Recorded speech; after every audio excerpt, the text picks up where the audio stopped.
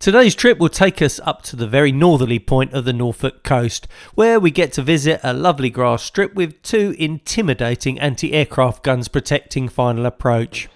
We also get to have a look around the interesting museum a little walk away, and I get a brilliant opportunity with Vince's help in Goopy to get a great thumbnail shot for this video. So, no time to waste, let's get going.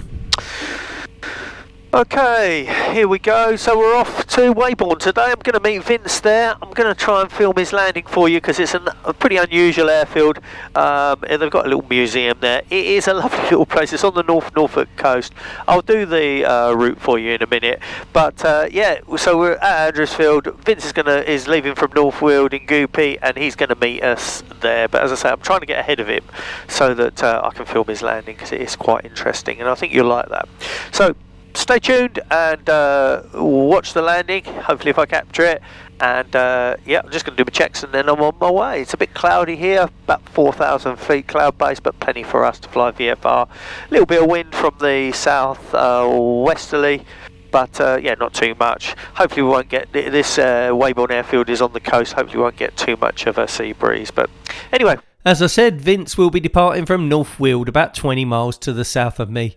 He's just texted my mobile to let me know he's about to leave. And I've just departed runway 27 left and turned right, and after clearing from below the controlled airspace around London Stansted, I'll climb as high as I can, but obviously I'll maintain VFR. It's basically a direct routing for just over 50 nautical miles, which should take me less than half an hour. So I've now cleared from under the controlled airspace around Stansted, and I've got pretty much unlimited airspace above me, except there's a layer of unbroken cloud at about 4,000 feet, and I want to avoid the stub of the Lakenheath mats, or the military air traffic zone, that tops out at 3,030 feet. That's on my route. I decided to climb over it, as I'm still going to have a decent gap between the bottom of that cloud and the top of the mats. so what we want to do is we're just leaving the controlled airspace, which is 3,500 feet above us. We're just climbing through 2,000 feet now through the lower bit, and we're clearing that, and we can now continue our climb. What we want to do is we've got Mildenhall and Lakenham complex, the US Air Force RAF complex ahead of us. And that's got its own airspace called a MATS, and we're going to try and go over that, but obviously it's dependent on the cloud height. I need to be, let's have a look, at a height of around 3,000 feet to be able to clear the MATS. So it looks like I will get it, but it might be a bit close. Oh, this is actually nicer weather here. We'll go up and have a look, shall we? Let's go and do it. Might actually get above Norwich, and we don't need to speak to them. Up to 5,000 feet. Okay, we flew over the top of the mats and we maintained VFR, and we're now making great progress towards Weybourne. And even better, that cloud has started to break up above me as I approach Norwich's controlled airspace. I'm not talking to them yet, but I do have a listening squawk on, and I do have them tuned in on the radio. I see an opportunity to climb higher, which could take me over the top of their airspace, which means I wouldn't even need to contact them at all. Yeah, that might be the issue, that the bit above is kind of touching the bit below. Yeah, it don't look like it's going to be much cop up here. If the weather was forecast to get better during the day, I'd say, yeah, let's go up here, but it's not. And I think the problem is that this little broken layer is touching the, that's really thin, but yeah, it's not right. I wouldn't be VFR. Because now what I'm going to have to do is work my way around the cloud or go back down again. Probably go back down again. Just not possible! So it's not going to be possible for me to maintain VFR, that's a bummer. However, I get a call from the Norwich radar controller checking if I'm on frequency to warn me about a potential traffic conflict. Golf number Charlie, correct. Golf Charlie Zulu, are you on frequency? Sorry, Norwich Radar, Golf November Juliet, Charlie Zulu. Yeah, I'm on frequency, squawking 7350. Just was monitoring the frequency. Just switched it over. Charlie, no problem. Got traffic, Thatcher's Pass now, left to right, 3 at 12 o'clock. And you're right, 1 o'clock at 2 miles at similar level, tracking eastern. Lovely, thanks for looking at that for us. Golf Charlie Zulu, basic service. I might as well hand off you now. Actually, can I get a zone crossing? I'm on my way from Andrewsfield to Weybourne 1018 VFR, and I have 3,000 feet. Golf Charlie Zulu, Roger, squawk 3707, basic service, QNet Street back, correct? 3707 1018, basic service, Golf Charlie Zulu. This goes to show the importance of having a listening squawk and actually listening when this is available, because I had the code of 7350 transmitting on my transponder even though I'd made no contact with the Norwich controller and I was still well outside the controlled airspace. He could see on his radar screen that I had the listening code entered, which suggested to him that I had Norwich tuned into my radio. He saw a potential conflict and he reached out to me to warn me. Please bear in mind that this is not a service and there's no suggestion or requirement for the controller to give me any help at all. However, they are humans behind the radar screen, and if they see a safety issue and they can do something about it, they will. So this is a great runway. You are going to love this, or this is a great airfield. You're going to love this one. I'm really excited to show you this one. I've been here a couple of times before, as I've said, but I want you to see this approach. It's so superb. It's not the nicest weather, but you'll get the idea. It is a cracking, unusual little airfield. Weybourne sits at just 30 feet above mean sea level and lists 2 grass runways. 1634 at 617 metres or 2,000 feet and 0321 at just 380 metres or 1,240 feet long. 0321 is not normally available. There's a small hill on the southern side of the airfield. So going by the prevailing wind and the terrain at the end of runway 34, I'm initially opting to land on runway 16, which I'll approach via the overhead. Confirm the wind direction, then head out to sea for what should be a spectacular final approach across the beach and over the anti-aircraft guns. But as I enter the overhead, I start to doubt my initial choice of runway. Weybourne traffic, Golf November Juliet, Charlie Zulu, entering the overhead, Weybourne, 2,000 feet, 1018. So it's just off of the beach here. This dead side's to the left. Good look around. I've not heard anyone.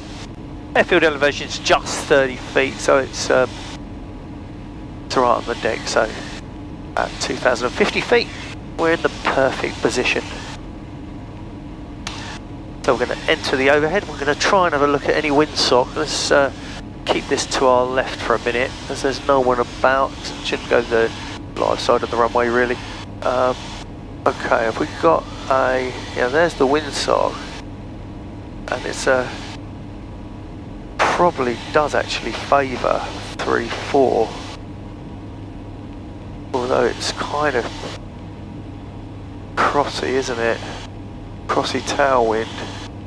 So 3-4 is the one. Oh, it's so awkward. It looks quite strong actually, that wind. You can see it down there. Crosswind from the right. Let's do a bit of approach and see what it's like.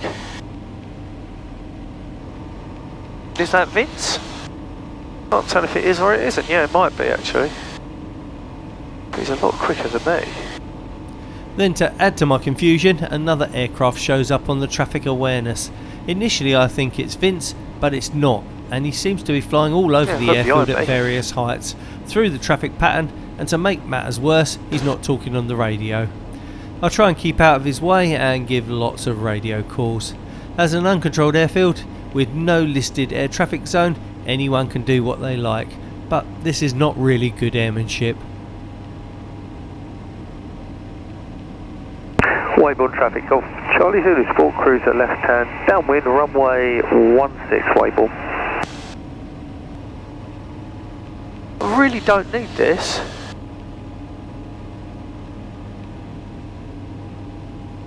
Is he landing here? If so, why isn't he speaking? Okay, brakes off, undercarriage down, fixed. Right, let's concentrate on the landing. I hate it when people do that. So you'll see the guns in a minute. The approach. So wind is from the right.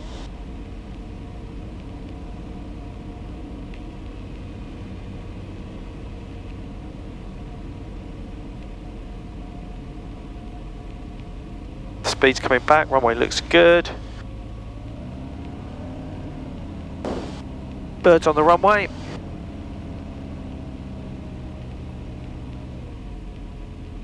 Speed's good. Birds are moving out of the way. There's the guns.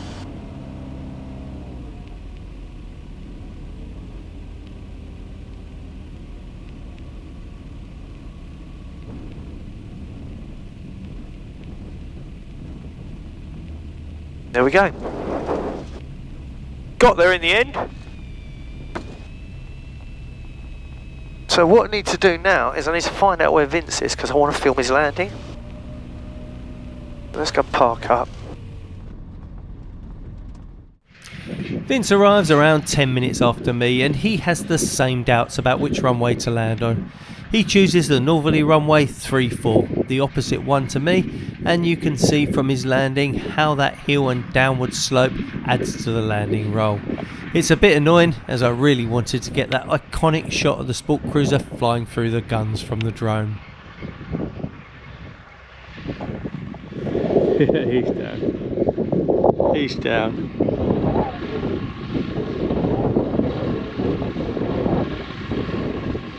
Not the one I thought he was going to use. We park up and walk over to the museum. It's just 10 minutes the other side of the airfield. Isn't it? Well, what I was going to do is refill it tonight. The museum is a former army base at Weybourne and was a full-time training facility for radar and anti-aircraft artillery, hence those guns on final approach, as well as having a strategic role protecting the Norfolk coast during World War II. The camp closed in 1958 and today hosts the Muckleborough Military Collection, displaying historical military vehicles, tanks and aircraft, along with lots of local history and memorabilia. Oh, and they also have a lovely little cafe. Once we're back at the aircraft, I asked Vince if he would do a couple of low approaches on runway 16 while I get some video and photos of him from the drone. Vince taxis out and lines up on runway 34, the same one he landed on. He powers up and accelerates down the sloping grass strip. I'm filming him from just off of the side of the runway, and as he heads towards me, I do feel a little bit vulnerable. Vince heads out to sea, turns around and then comes back for a low approach and go around on 16, where I wait for him with a drone and a GoPro in the centre of the runway. Here he comes, and as he passes over the guns, I think I've got what I need, but just in case I've asked him to do two. So Vince climbs away and comes back for another one.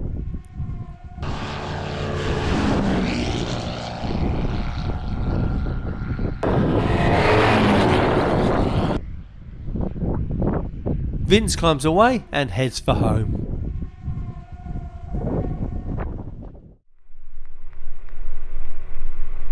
I depart from runway 34 and you really get to see the downhill slope from the cockpit.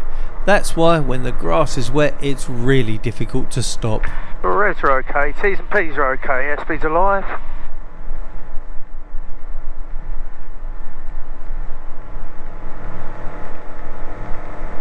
That wind is pretty strong. I think what we're going to do is we're going to go early.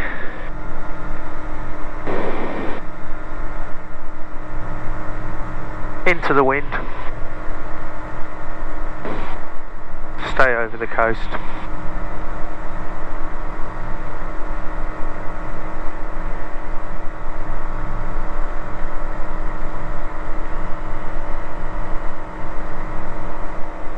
Oh, that's better. Yeah, that. Just a bit worried because you can't really see what's going on there. Anyhow, I climb out and turn left, and after some initial lowish cloud and some light rain, the weather starts to cheer up as I follow the reverse of my route up here back to Andrewsfield. I hope you enjoyed that, and thanks so much for watching. Fly safe, and Shortfield out.